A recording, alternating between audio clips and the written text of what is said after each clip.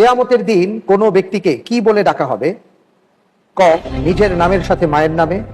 খ, নিজের নামের সাথে বাবার নামে। গ, নিজের নামে ও তার পীরের নামে। ঘ, শুধু নিজের নামে। কিয়ামতের ময়দানে আল্লাহ রাব্বুল আলামিনের পক্ষ থেকে যে বান্দাদেরকে ডাক দেওয়া হবে, সেই ডাকটা কিভাবে হবে? শুধু নিজের নামে। শুধু নিজের নামে? জি। আপনি নিশ্চিত এই ব্যাপারে? জি। শুধু নিজের নামে, মায়ের নামের সাথে না, জি। বাবার নামের সাথেও না? না। আমি কি লক করে দেবো না আরো একটু চিন্তা ভাবনা করবেন? লক করে দেন। ফ্রিজ করে দেওয়া হোক ঘ, শুধু নিজের নামে। আপনার উত্তরটি সঠিক হয়। উত্তর হবে খ, নিজের নামের সাথে বাবার নামে।